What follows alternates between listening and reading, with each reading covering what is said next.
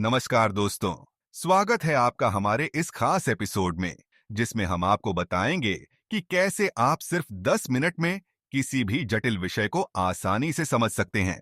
आज हम बात करेंगे विषय के बारे में और हम आपको एक ऐसी ट्रिक बताएंगे जो आपके लिए हर मुश्किल समस्या को आसान बना देगी।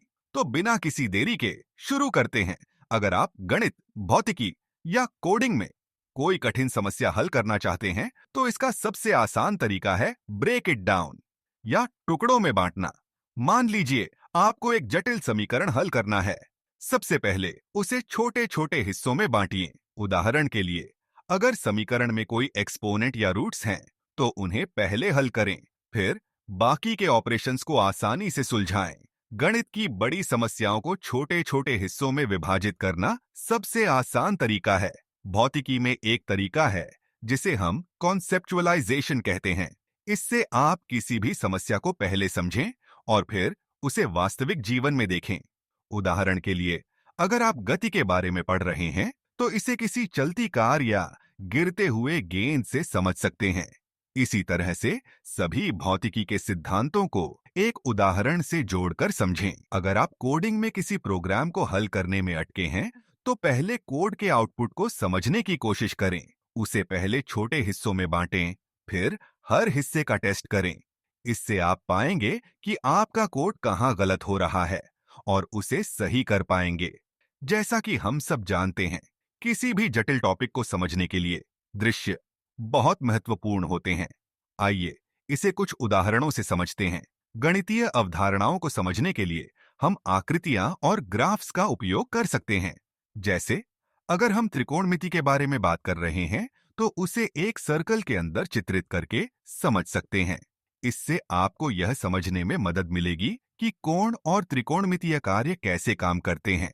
भौतिकी के सिद्धांतों को समझने के लिए हम एनिमेशन और सजीव उदाहरणों का उपयोग कर सकते हैं। उदाहरण के लिए, यदि हम गति के बारे में बात कर रहे हैं, तो एक कार की गति को दिखाते हुए यह समझा सकते हैं कि कैसे गति के भिन्न भिन्न प्रकार होते हैं, जैसे कि स्थिर गति और त्वरण। कोडिंग को समझने के लिए हम ब्लॉक आधारित कोडिंग का उदाहरण ले सकते हैं, जैसे स्क्रैच या ब्लॉकली, जो बच्चों को प्रोग्रामिंग के मूल सिद्धांतों को समझने में मदद करता है। आप कोड के विभिन्न हिस्सों को इकट्ठा करके एक काम करवा सकते हैं और उसे विजुअली समझ सकते हैं। अब हम कुछ वास्तविक जीवन के उदाहरणों को समझते हैं, जिनसे आप किसी भी जटिल विषय को आसानी से समझ सकते हैं। अगर हम आंकड़ों के बारे में बात कर रहे हैं, तो इसे आप स्ट्रैटेजी गेम्स से जोड़ सकते हैं।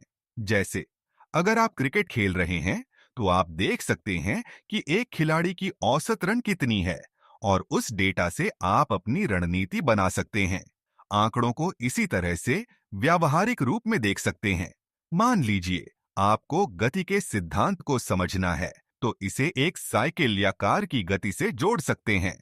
जब हम साइकिल चला रहे होते हैं, तो हमें गति का अनुभव होता है।